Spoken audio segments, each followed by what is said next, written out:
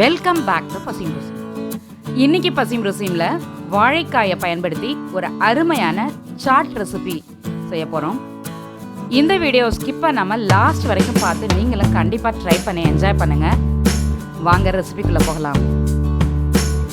5 சாம்பார் வெங்காயம், 2 பீஸ் இஞ்சி, 3 பல் பூண்டு, 1/2 ஸ்பூன் ப்ளைன் மிளகாய் தூள், 1/2 ஸ்பூன் கரம் மசாலா, 1/2 ஸ்பூன் மஞ்சத்தூள், 1/2 ஸ்பூன் பெருஞ்சீரகம், தேவையான அளவு உப்பு, கொஞ்சமாக தண்ணி சேர்த்து அரைச்சி எடுத்துக்கணும்.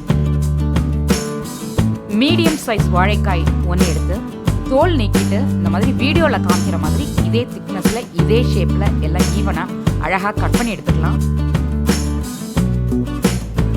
இது கூட நம்ம அரைச்சி வச்சிருக்க பேஸ்ட் 2 ஸ்பூன் கடலை மாவு, 1 ஸ்பூன் அரிசி மாவு, 5 அல்லது 6 டிராப்ஸ் லெமன் எல்லாம் சேர்த்து நல்லா ஈவனாக மிக்ஸ் பண்ணிக்கணும்.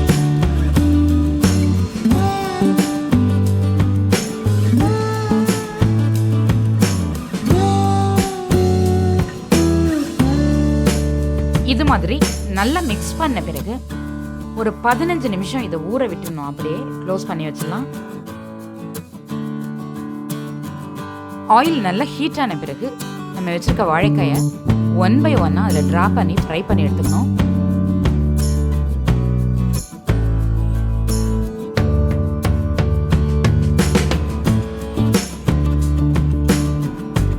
வாழைக்காய் மேலே இருக்க கோட்டிங் பார்த்தீங்கன்னா இது மாதிரி தான் இருக்கணும். இடையில அந்த வாழைக்காய் லைட்டாக தெரியணும், ஒயிட் ஒயிட்டாக அந்த மாதிரி இருக்கணும். அப்போ தான் ரொம்ப சூப்பராக கரெக்டாக இருக்கும்.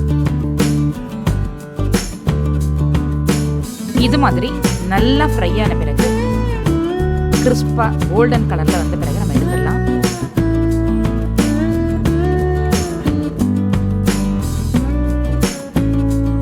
ஃப்ரை பண்ண வாழைக்காவை ஒரு பவுலில் சேர்த்து இது கூட கட் பண்ண ஆனியன், கொத்தமல்லி, தக்காளி இதெல்லாம் சேர்த்து மிக்ஸ் பண்ணி சாப்பிட்டா அருமையான சாட் ரெசிபி ரெடி.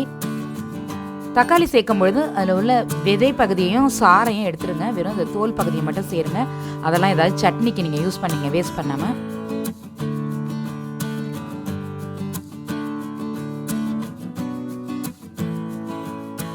சூப்பரான வாழைக்காய் சாட் ரெடி. இந்த வீடியோ உங்களுக்கு பிடிச்சிருந்தா லைக் பண்ணுங்க, ஷேர் பண்ணுங்க. இந்த வீடியோக்கு கீழே உங்களுடைய கருத்துக்களை பதிவிட மறந்துடாதீங்க. வணக்கம்.